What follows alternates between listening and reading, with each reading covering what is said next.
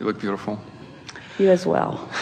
Thank you. Actually, so I have a question about intuition and wanting things. So sometimes intuition says really beautiful things that it's so hard to believe in it.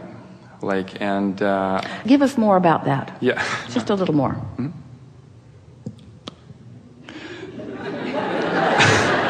So, as you said, you wake up in the morning and you practice this. The practice is the hardest thing, right? It's easy. There are two things we want to say, and then we'll hear you. Mm-hmm. Practice isn't difficult once momentum gets going.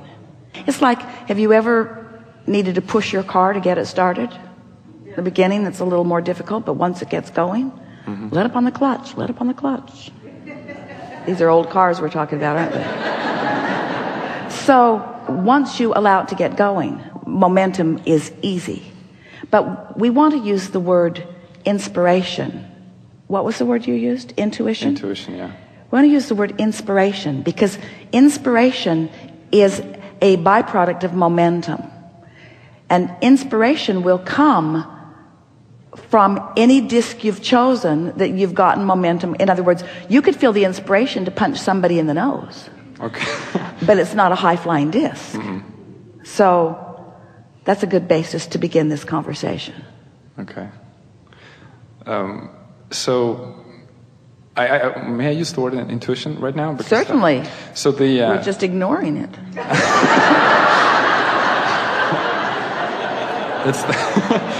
Because sometimes it feels like all these beautiful things get whispered into my ear, and they're so beautiful that it's hard for me to believe that it's actually possible. When you're on that high-flying disc, when you are tuned to the frequency of your source, so that there is not a vibrational hindrance or resistance, that is what's happening. That's exactly what's happening. Broader perspective is seeing through your eyes. But that's exactly. But when I want to make a decision or when I try to act, I think I get confused when to act. You see, that's the reason that we're trying to pair these concepts for you. If you will not be in such a hurry to act, if you will let your intention be get on the high-flying disc, get on the high-flying disc until you're really stable there. Then that momentum builds, and when that kind of inspiration comes, it is indisputable. It's not should I, shouldn't I, should I, shouldn't I. The inspiration is so powerful that there's no question in your mind that that's what you want to do. If you're still questioning, then the momentum, you haven't allowed the momentum enough. That's the best way of saying it. Allow more vibrational momentum, and then the inspiration will come, and you won't be asking. You'll be saying, Abraham, I don't care what you think. This is what I'm doing. So is there such a thing as wishful thinking, intuition, and destiny?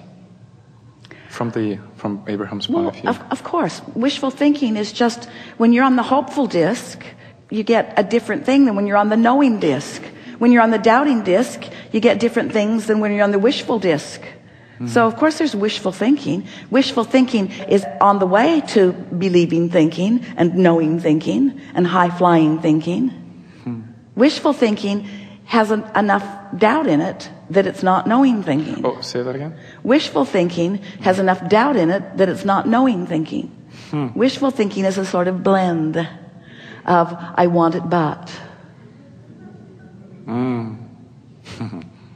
So if you practice the wishful thinking until it's knowing thinking, you see, you don't have to do that very long. In other words, we like the story of Esther just saying, universe, show me others who are flying high like I am. And within a couple of minutes, a man got out of his car and came to her window and reached in and shook her shoulder in appreciation of that which she is.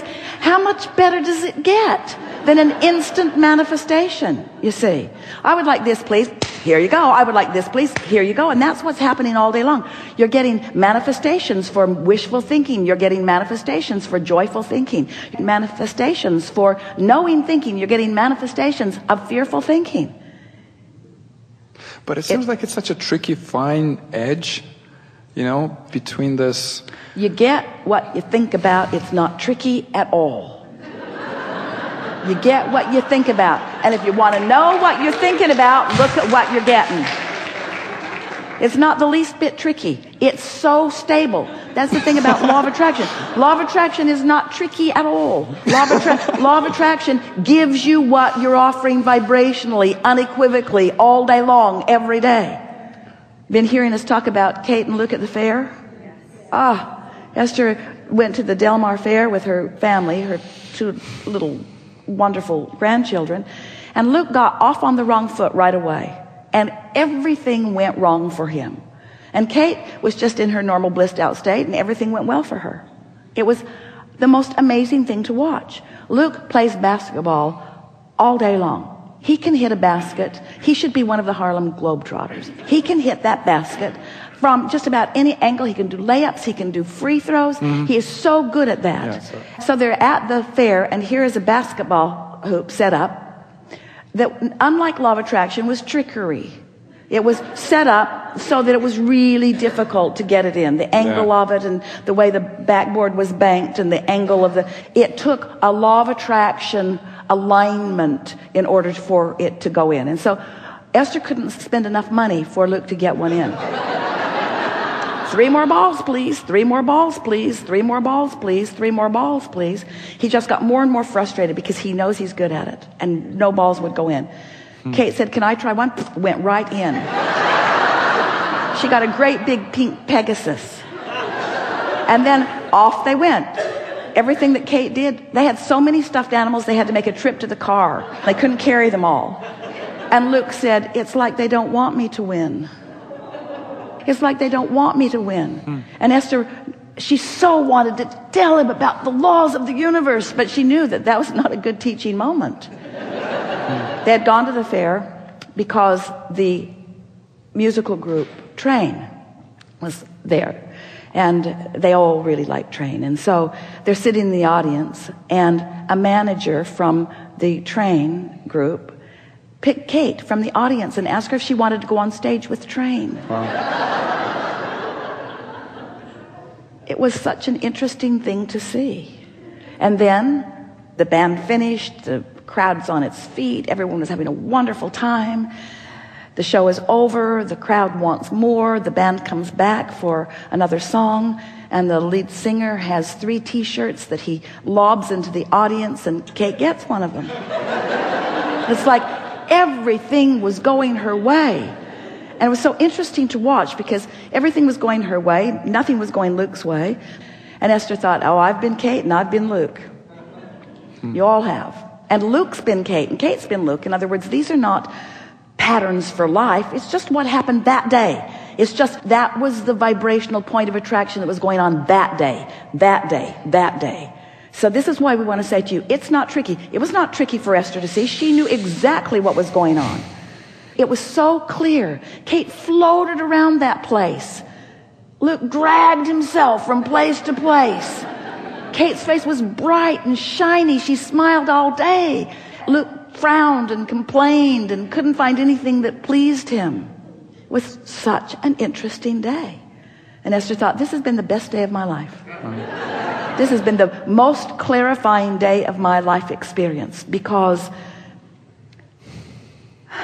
she knows about momentum now more clearly than she's ever known it before. In other words, if you catch it early on and you get the momentum going. May I ask you about exactly the momentum thing?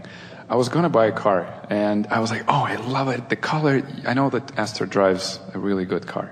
So, and I was like, oh, the color, shape, everything, it's my car, I'm going to get it. And I did an independent inspection on the vehicle, and it turned out, like the car is actually could have killed me. Like there was like certain things. So, and that's where I started to kind of lose touch with trusting my decision. The same with the relationships with women. And but wait.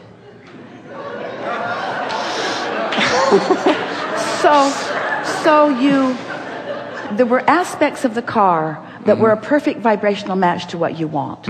And those aspects that were a perfect vibrational match drew you in closer and closer and closer. Yes. But there are a lot of things in your vortex. A lot of things that you want relative to a vehicle. Yes, you want it to be shiny and beautiful and fast and sensitive to the road. You want it to have all of those wonderful characteristics, but you also want it to be a well-running, safe vehicle. And so as some aspects of it drew you in and drew you in and drew you in, and you got more clarity about what you wanted until you were making the decision that maybe you wanted to move forward, then what happened? You got an impulse, something whispered in your ear that let you know, well, look over here. You might want to check this out a little. And then you discovered something. Have we given you the misimpression that you're just going to have a thought and bam, everything in the world's just going to line up and you're going to go directly there? What a boring life that would be. You don't want to go directly. You think you do. You don't want to go directly. You think you do. You don't want to go directly. You think you do to all of the things that you want. It's the journey along the way that life is, you see. Don't you love it that you get closer to knowing what you want now that you have examined a car, inspected it, and see that there might be something there that you do not want? Do you want to find one person, a friend or someone, and have them satisfy all of the characteristics of everything that you want? In other words, aren't there people that you just want to have fun with? And aren't there people that you really enjoy an intellectual conversation with? And aren't there people that just have skills that are really satisfying in different aspects of your life? And do you really need everybody to be all of those things? Or do you like law of attraction to bring you what you need, what you want, when you need it, you see? And so you're on your way to a car that will be perfect for a while. Not that long, actually. I actually bought another one, but I bought another car, and it turned out it had issues too, but it's okay. So you're just harassing us for no reason. No. Thank you so much. Clarification. It's helpful, isn't it? Are you feeling clearer now? Then our work here is done. Thank you. Yes.